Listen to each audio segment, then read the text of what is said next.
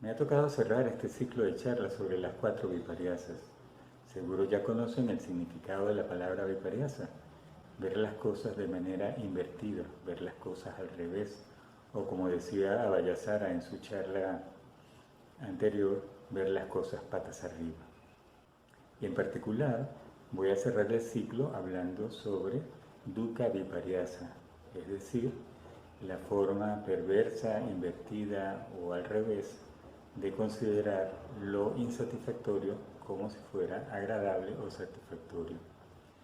Y este ciclo de charlas sobre las cuatro viparyasas que concluye hoy está relacionado con el proceso de muerte espiritual, y hemos escogido el tema de las viparyasas porque renunciar a nuestros puntos de vista erróneos, tratar de cambiar esa manera invertida o de visión al revés, implica que dejamos morir parte de nuestra ignorancia.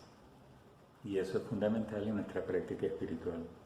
Me gustaría, en primer lugar, hablar un poco de qué es ver las cosas de una manera distorsionada y qué es ver las cosas de una manera correcta. Por otra parte, me gustaría tocar algunos aspectos de por qué nosotros vemos las cosas al revés. Y por último, quería hablar de cuál es la solución para evitar ver las cosas de manera distorsionadas y verlas tal y como son. Entonces, en primer lugar, me gustaría hablar de lo que es la sabiduría dentro del contexto budista. Porque si vemos las cosas distorsionadas, entonces, ¿qué significa verlas de la manera no distorsionada? Y en el budismo, la sabiduría es precisamente ver las cosas como realmente son, ver la realidad tal cual es, libre de distorsiones, libre de subjetividad. En la tradición budista se habla de que hay dos maneras de ver la realidad condicionada, y una manera es la manera correcta y una manera incorrecta o de forma errónea. Decir que en el budismo hay una forma de ver las cosas de manera correcta puede quizás generar algún tipo de incomodidad o resistencia y que puede tener un ligero aroma a dogma. Pero me gustaría decir que la enseñanza del Buda es precisamente todo lo contrario al dogmatismo. Yo diría que más bien es una enseñanza de tipo empírica. El Buda siempre animaba a sus discípulos, y aún lo sigue haciendo a través de sus enseñanzas, a no creer por creer, sino nosotros vamos a creer en su enseñanza si podemos constatar en nuestra experiencia lo que él dice. Y en ese sentido, la enseñanza del Buda es para ser practicada y constatada. La otra cosa que me gustaría comentar es que las enseñanzas del Buda no son, o la verdad que el Buda descubre no es una verdad intelectual o filosófica, producto de una mente brillante. Precisamente es una experiencia, es la percatación de ver las cosas como realmente son. También hay que decir que el budismo habla de una realidad condicionada y de una realidad que no lo es. La primera es fácil de entender a nivel del mundo de las ideas, y la segunda es inefable y misteriosa. La realidad condicionada es aquella en la que todos los fenómenos, todo lo que ocurre, surge porque hay condiciones, porque hay causas que lo generan. Podemos decir que eso que se podría simplificar como surgimiento condicionado o coproducción condicionada es la base fundamental de la enseñanza del Buda. Ya en este momento quizás nos preguntamos, y entonces, ¿cuál es la manera correcta de ver? Y bueno, ya mis compañeros en sus charlas anteriores han hablado de una enseñanza fundamental en el budismo que es sobre las tres marcas de la existencia condicionada. Es decir, esta realidad condicionada tiene tres características que las definen, tres marcas fundamentales. Y esas marcas son que toda la realidad condicionada es impermanente, es transitoria.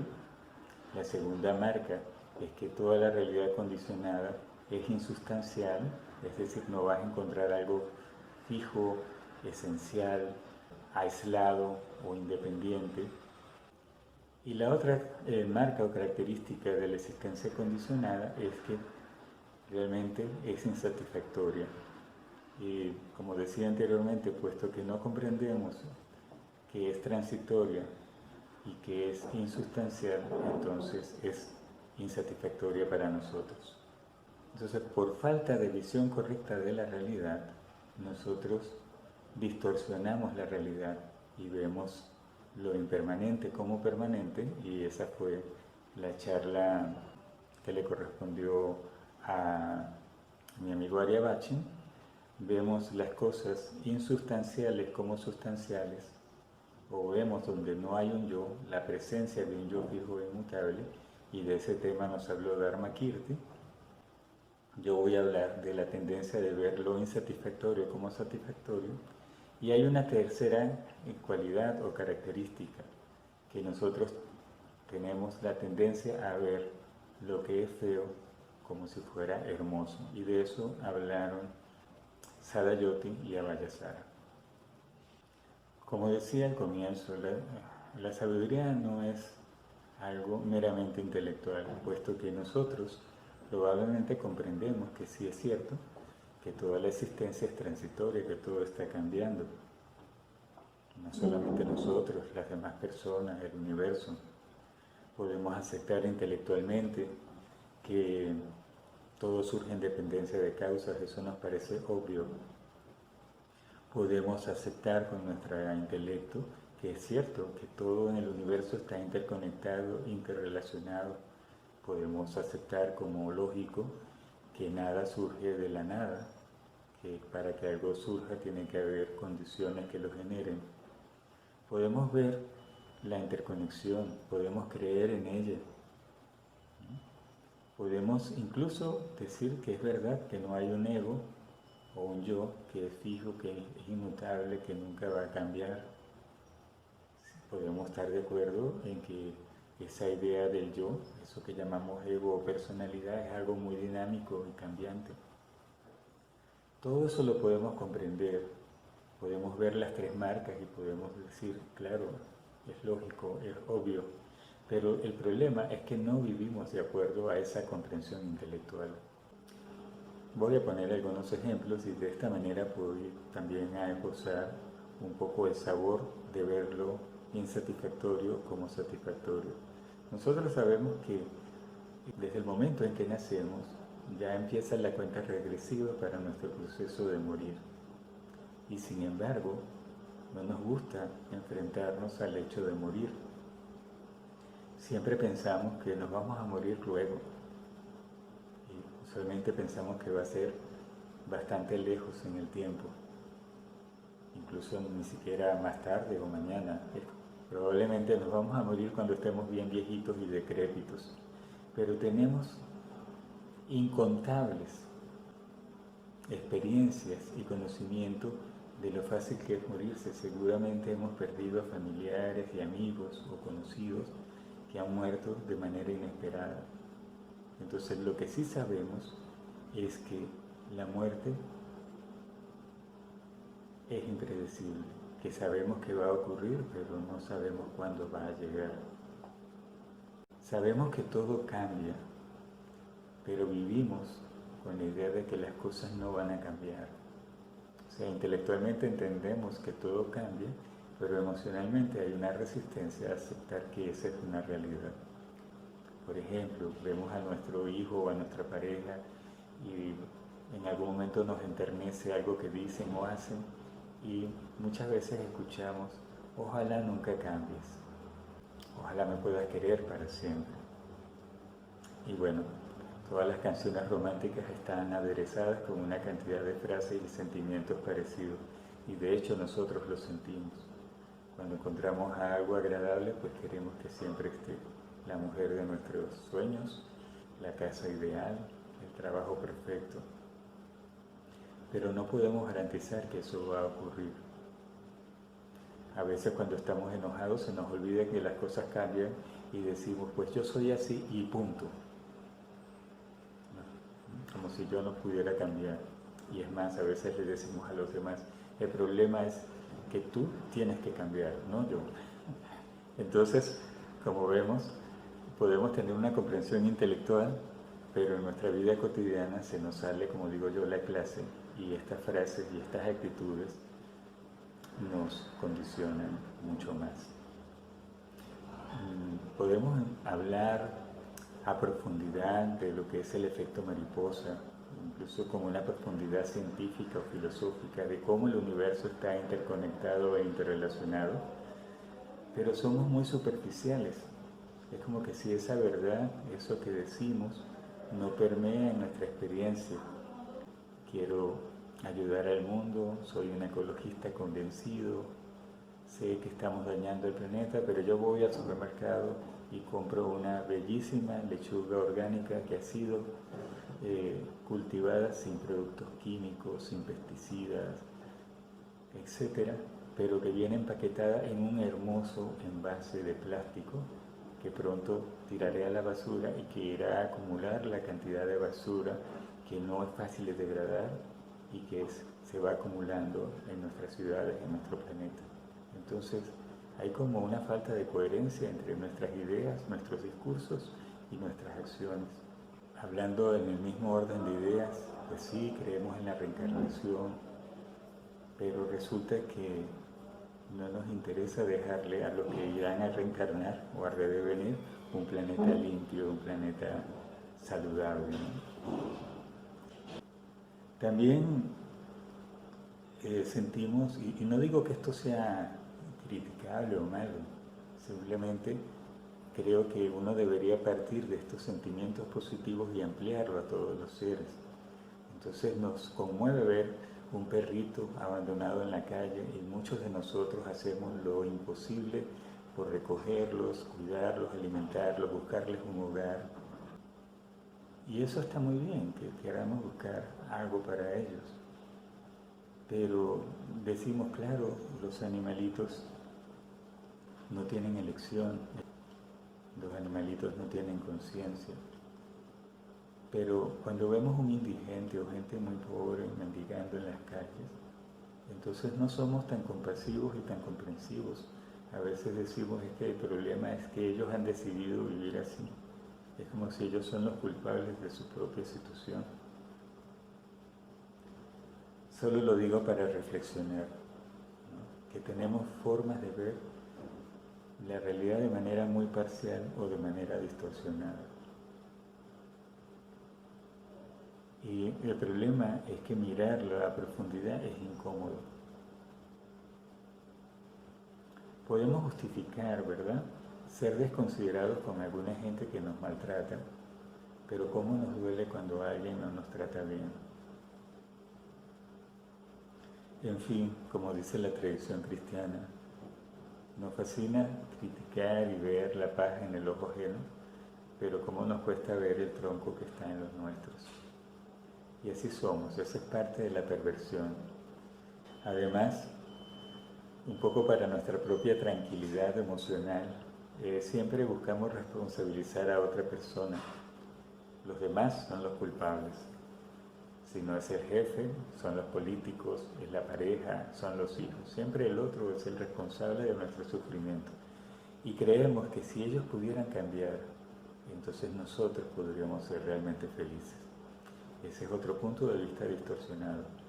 Ese anhelo de que las cosas sean como nosotros creemos que deben ser nos genera mucho sufrimiento.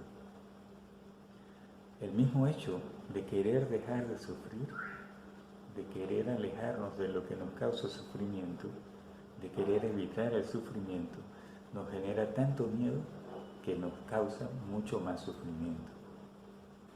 Tenemos muchas tendencias que al menos temporalmente nos causan sufrimiento. Somos ignorantes, testarudos, orgullosos. Siempre creemos que tenemos la razón. Y cuando alguien comparte nuestros puntos de vista, por supuesto, afianzamos la idea de que en verdad tenemos la razón. Pero cuando alguien no la comparte, no comparte nuestros puntos de vista, entonces realmente ellos están equivocados. Tenemos tantas formas de ver las cosas al revés y tenemos tanta tendencia a aceptar las cosas que nos causan sufrimiento y disfrazarlas o maquillarlas con la idea de que son placenteras, que se vuelve una costumbre, se vuelve un hábito y no nos damos cuenta. Por ejemplo, aceptamos trabajos humillantes, aceptamos relaciones de amistad o de pareja que son, como dicen ahora, tóxicas. Comemos alimentos que nos van a enfermar, o por lo menos que no nos van a alimentar. Tenemos una cantidad de hábitos que realmente son tan poco saludables.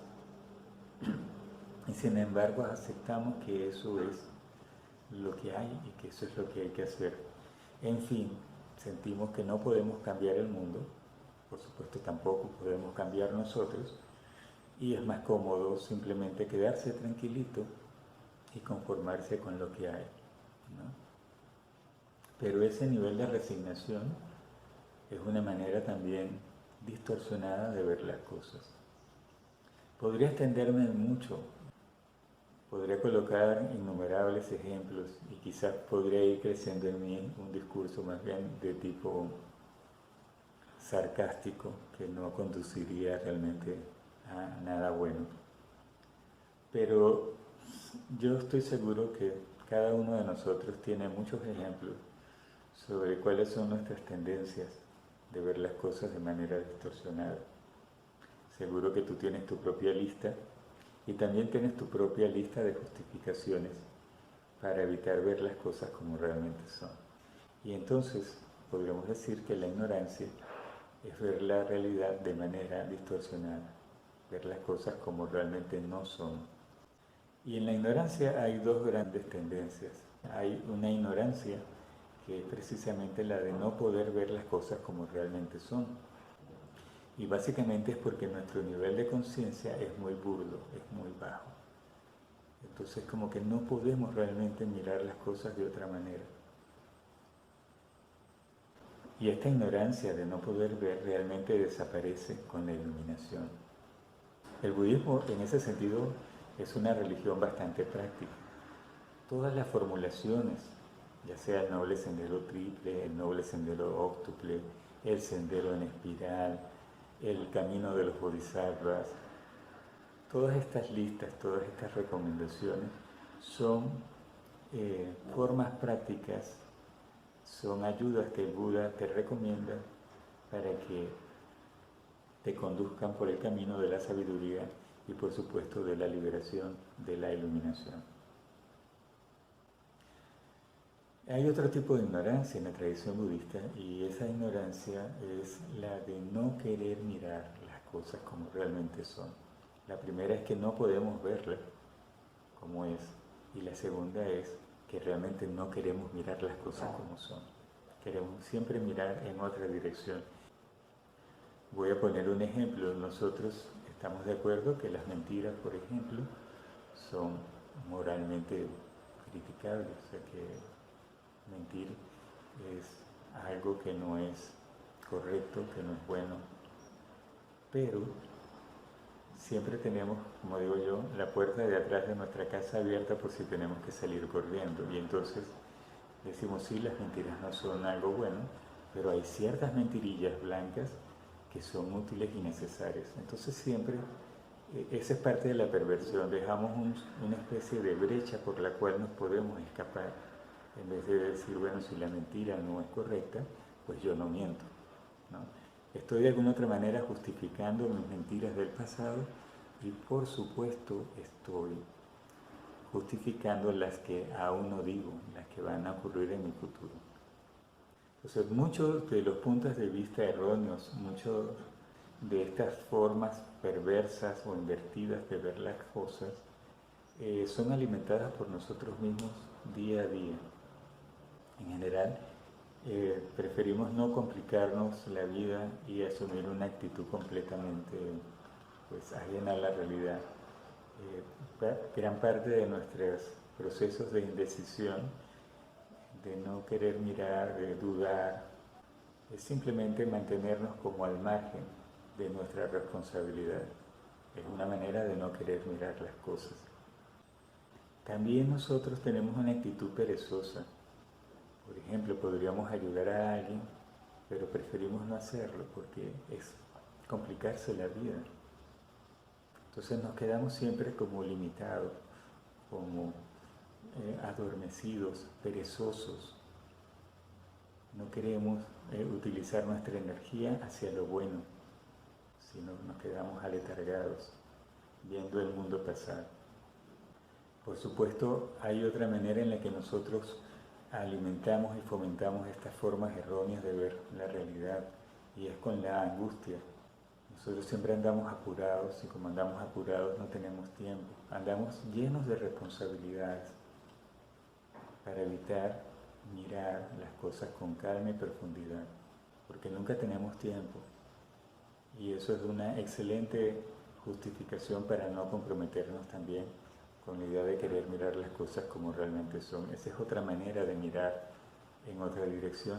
Las otras formas en las que nosotros evitamos mirar es dejar que la avidez, el deseo neurótico de obtener felicidad, de obtener cosas que nos van a hacer felices, sea lo que impulsa nuestra vida. Pero en el fondo, la avidez nos trae realmente mucho más sufrimiento. Y por supuesto, cuando lo que quiero y lo que deseo no lo obtengo, o cuando lo que no quiero, lo que no me gusta, lo tengo y está presente en mi vida, entonces yo simplemente siento rechazo, no lo quiero, y de ahí surge el odio.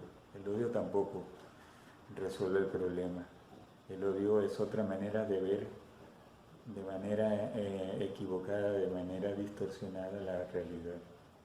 Es mejor rechazar a los demás que ver cuál es la causa profunda de nuestro rechazo. En general, esta ignorancia, tanto la de no ver las cosas como realmente son, como el no querer mirar las cosas como son, están fundamentadas en la idea de que realmente nosotros no podemos cambiar. Están muy conectadas con esa vipariyasa de ver lo transitorio como permanente. Y en la tradición budista es muy importante que tú te veas como un proceso cambiante. Si tú crees que tú no vas a cambiar, prácticamente el sendero espiritual está negado para ti. Porque el sendero espiritual, el sendero de la liberación, es un proceso acumulativo de experiencias que van cambiando. Por otra parte, nosotros también cultivamos ignorancia, porque en el fondo no queremos profundizar, queremos nadar en el mar de la superficialidad para sentirnos más tranquilos y felices, para no comprometernos. Y por eso también tenemos una actitud como de vaguedad. Sí, yo quiero meditar y quiero cambiar mi vida, quiero bajar el estrés, pero entonces voy donde un maestro de meditación, no me gusta, voy donde el otro, practico según una tradición religiosa o con otra. Entonces empiezo a visitar varios sitios con la idea de no comprometerme con ninguno de ellos, porque en el fondo tengo pereza, no quiero realmente poner energía en las cosas importantes de mi vida. Entonces cuando nosotros estamos impregnados por esa idea fija de nosotros, dejando que la superficialidad y la vaguedad nos afecten, entonces el camino de crecimiento espiritual se ve muy dificultado. Pareciera que en el fondo queremos vivir engañados. Y la perversión no es buscar la felicidad, creo que es muy saludable querer ser feliz, no querer sufrir. El problema es cómo buscamos la felicidad. Usualmente buscamos la felicidad en cosas que no nos pueden dar realmente la felicidad. Y eso es parte de ver lo insatisfactorio como satisfactorio. Y es muy agradable disfrutar de las cosas de la vida, es muy agradable disfrutar de la comida, de la contemplación de la belleza. Es muy agradable un sentimiento romántico o de aprecio por tu pareja, por tus amigos, de cariño, de amor. El problema es cuando queremos que eso sea para siempre, cuando pensamos que la felicidad es que eso no cambie. Y ahí es donde está el punto de vista invertido. Nosotros realmente queremos nuestra garantía de ser felices, pero no queremos hacer muchas cosas para que esa situación se dé. Y el Buda te lo dice muy claro: si tú actúas con una mente pura, la felicidad te sigue como una sombra que nunca te abandona. El problema es que nosotros no queremos cultivar una mente pura. ¿Y qué significa tener una mente pura? Pues tener una mente sabia, tener una mente compasiva. Hay personas que me dicen: pero es que tú te enrollas mucho, Chalamante. Tú siempre andas complicado, siempre ves el lado oscuro, el sufrimiento. El problema es que el budismo como religión es bastante pesimista, hace tanto énfasis en el sufrimiento y no ve la felicidad. Yo diría ante esos comentarios que realmente la enseñanza del Buda no es ni pesimista ni optimista, es simplemente realista, es objetiva, trata de ver la verdadera naturaleza de las cosas. Y de esa comprensión surgen estados de felicidad realmente profundos y duraderos. Entonces, ¿cuál es la solución? Seguramente ya a estas alturas de la charla puedes tener algún proceso de reflexión sobre las formas en las que tú mismo te causas sufrimiento. Seguramente estás pensando en esos hábitos que tienes que en vez de ayudarte a ser más feliz, te hacen sufrir más. Seguramente puedes sentir algo de vergüenza de las acciones torpes que has hecho o de la manera en la que has vivido tu vida. Es probable que algo de remordimiento empiece a anidarse en tu corazón y que te empieces a sentir un poco incómodo por la manera en la que has venido viviendo tu vida. Y si eso es así, mi querido amigo, pues yo te aplaudo. ¿Por qué? Porque es importante que sientas esa incomodidad, porque estás reconociendo que tu vida es insatisfactoria. Y te aplaudo porque estás realmente en antesala del camino que te conduce a la liberación de la ignorancia, que te conduce realmente a la felicidad. Estás dando el primer paso en el camino de la sabiduría. Estás dando el primer paso en el sendero en espiral, que según el Buda te va a conducir a la iluminación. No puedes comenzar ese camino si no te percatas de lo insatisfactorio de tu existencia humana condicionada. No puedes avanzar en ese camino si sigues maquillando lo insatisfactorio, si sigues maquillando el sufrimiento. Que te percates de ello, que te sientas un poquito mal e incómodo, es súper importante. Entonces, si puedes percatarte de tu propio sufrimiento, estás haciendo algo que el Buda te recomienda. El Buda te dice que en vez de evitar ver tu sufrimiento, que lo mires a profundidad, que mires de verdad cuáles son las causas que lo originan. Si ves la insatisfacción a profundidad, vas a encontrar la manera de liberarte de la propia insatisfactoriedad. Si miras la causa de lo insatisfactorio en tu experiencia, te vas a dar cuenta que gran parte de la insatisfacción proviene de la manera en la que tu mente experimenta las sensaciones. Y hablemos de nuestro cuerpo físico, de nuestros sentidos. Nosotros cuando experimentamos una sensación, tenemos una manera muy simple pero muy profunda de reaccionar ante esa sensación. O la sensación nos produce un sentimiento de agrado o un sentimiento de desagrado. Si el sentimiento es de agrado y lo queremos repetir, entonces surge la avidez. Y el problema no es que la sensación sea agradable, el problema es que la quieres repetir y surge la avidez. Y entonces, una vez que la avidez se instala en tu mente, surge el apego. Quieres que la fuente de tu placer nunca desaparezca, que siempre esté ahí.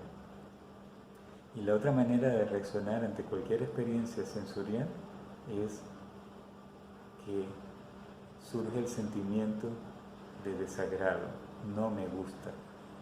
Y cuando catalogas la experiencia de esa manera, entonces surge en ti el rechazo a la experiencia. Yo no lo quiero. Y el odio se va a instalar en tu corazón.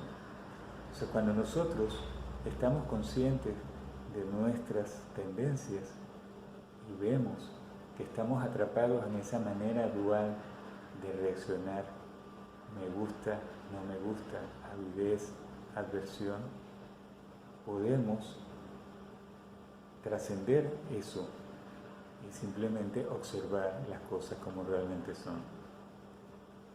Y entonces experimentamos lo que hay que experimentar profundamente, sin apego, sin rechazo. Es decir, estamos comiendo algo que es delicioso y lo podemos experimentar a plenitud, sin la necesidad de querer repetir la experiencia o de querer mantenerla a lo largo del tiempo. Y en ese sentido la práctica de la meditación es muy importante, porque con la meditación tú tienes acceso a un mundo, a una esfera de conciencia donde tu experiencia no depende del plano sensorial. Porque estamos atrapados en nuestro mundo sensorial. Y yo diría que Descartes se fue quizás mucho más allá cuando decía pienso, lo resisto. Yo creo que la cosa es mucho más primaria, mucho más básica, mucho más fundamental. Realmente siento, luego existo. Imagínate no experimentar sensaciones. Simplemente dirías que estás muerto. Nosotros le damos tanta credibilidad a lo que experimentamos a través de los sentidos que no lo cuestionamos. Y en parte esa es la base de nuestra insatisfacción. Nosotros, por ejemplo, la luz, juramos que la luz es de esa forma, pero cuando la hacemos pasar por un prisma, entonces vemos que tiene varios colores. Realmente no estamos viendo la realidad tal cual es, estamos viendo una impresión de la realidad. También vas a descubrir que otra de las fuentes de tu propio sufrimiento es una resistencia, que podríamos decir psicológica, al cambio. Nosotros, como decía anteriormente, uno de los grandes problemas es no aceptar que las cosas cambien, que nosotros cambiamos, que el mundo cambia. Nosotros podemos encontrar algo que es placentero o agradable que asociamos a nuestra felicidad y entonces queremos que eso se quede congelado en el tiempo para siempre. Esa resistencia a los cambios, sean agradables, sean experiencias agradables o desagradables, nos genera realmente mucho sufrimiento y prácticamente conducen o le dan dirección a nuestra vida. Creemos que con mejores trabajos, más dinero, casa más bonita, carros más modernos y lujosos vamos a ser felices. Esa manera de querer diseñar nuestro futuro, mantenernos ajenos a que las cosas realmente están cambiando y transformándose, nos genera bastante sufrimiento. En un nivel más profundo también vas a encontrar que experimentas un sufrimiento que podríamos llamar existencial. Es decir, te das cuenta que esa tendencia que está tan como enraizada en tu mente de mirar las cosas como no son, pues genera cierto nivel de incomodidad e insatisfacción, pero es muy importante porque es una fuerza que te puede mover a buscar una salida y realmente fue lo que movió al Buda a buscar una respuesta al sufrimiento humano. Tenía todo lo que el mundo dice que garantiza tu felicidad y sin embargo no se sentía feliz y arriesgó todo, su comodidad, su familia, su riqueza, para ir en búsqueda de una respuesta que le permitiera solucionar el sufrimiento. En segundo lugar, quería decirte que si has llegado a ese punto donde sientes que realmente tu experiencia es insatisfactoria, pero además sientes que tú puedes hacer algo para cambiar esa situación, entonces te aplaudo con mucho más alegría porque estás dando ya el segundo paso en el sendero de la sabiduría, en el sendero que te conduce a la iluminación. Quizás al comienzo no lo ves, pero en el fondo El creer que tú puedes cambiar, que tú puedes hacer algo para salir de ese estado que te genera insatisfacción, es debilitar realmente ese grillete tan poderoso que es creer que tú no cambias y el mundo no cambia. Tú puedes cambiar y haces tu mejor esfuerzo y sientes confianza o fe en que puedes hacer algo al respecto y es muy seguro que empieces a experimentar estados de mucha alegría. Te darás cuenta que el problema no es solo tu sufrimiento, sino que el mundo sufre, que hay otros seres que sufren y que no puedes concebir una vida feliz en un entorno de mucho sufrimiento y de infelicidad. Y vas seguramente a experimentar alegría con la alegría de otros y por supuesto el dolor y el sufrimiento de otros seres también te va a afectar. Pero vas a encontrar que dentro de ti, en tu corazón, va a haber una semillita que está creciendo y el altruismo y la compasión van a empezar a impregnar más tu vida. Y por supuesto, con una actitud altruista y compasiva, vas a empezar a experimentar estados más elevados de conciencia, más tranquilidad, más calma y más gozo.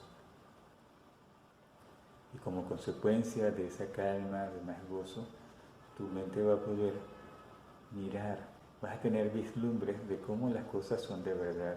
Es decir, vas a estar abriendo la cortinilla de la realidad y vas a estar mirando la realidad tal cual es y no tal como tú quieres que sea o como te dicen que es. Vas a tener experiencias directas de algunos aspectos de la realidad. Vas a mirar, aunque sea por instantes, las cosas como realmente son. Y entonces, esa confianza en ti, en las enseñanzas del Buda, se va a consolidar mucho más. Y poco a poco, con esa sumatoria de vislumbres, con ese proceso que siempre es interesante, que siempre es agradable, va a ocurrir un giro en la parte más profunda de tu conciencia y entonces el Buda te dice que vas a entrar en un proceso irreversible hacia la iluminación. Entonces ya la iluminación es algo que está garantizado para ti. Has llegado a esa parte del camino donde ya no hay vuelta atrás. Y en ese momento todos esos grilletes que te hacen creer que eres algo fijo, pues se rompen. Ya tu vida deja de ser superficial, aprovechas cada experiencia, por muy sencilla que sea, para mirarla con profundidad. Empiezas a andar más lento, menos angustiado, empiezas a concentrar toda tu experiencia en las cosas importantes de tu vida. Es decir, tu vida parece que tiene un nuevo significado y un nuevo sentido. Entonces, ¿cuál es el problema? ¿Qué alegría que yo puedo cambiar? Qué bueno que la impermanencia es una de las condiciones de la realidad. Qué bueno que yo soy un ser interconectado con otros y con el universo. Qué bueno que no hay una idea fija de mí mismo. Qué bueno que todo es insustancial, que no hay nada que yo pueda llamar mío, donde yo pueda ver algo esencial, porque todo es una maraña de eventos complejos y cambiantes. Y qué increíble que no importa que hayan experiencias que yo considere que son desagradables, porque las puedo ver profundamente y puedo encontrar una resultante positiva de sabiduría y de felicidad. Quizás en algún momento te preguntes si hay una diferencia real entre eso que es lo condicionado y lo no condicionado. Quizás empiezas a entender que esos son meras palabras y conceptos y que la realidad va más allá de las palabras, que realmente esa realidad es inefable, que cada vez que intentas comunicar a otros lo que estás experimentando, pues no puedes, no encuentras las palabras, que simplemente te sonreirás con otros buscadores como tú que vas a encontrar en el camino. Ya no hay tanta necesidad de explicar intelectualmente las cosas que experimentas. Y quizás lo que te queda al fin de todo esto es la hermosura y la profundidad del silencio. Entonces, mis queridos amigos, Si tienes alguna pregunta, si tienes alguna inquietud, por favor, no dejes de comunicarte con nosotros a través de nuestro correo electrónico o a través de las redes sociales. Espero que estés muy bien, que seas feliz y que esa felicidad sea cada día más profunda y duradera.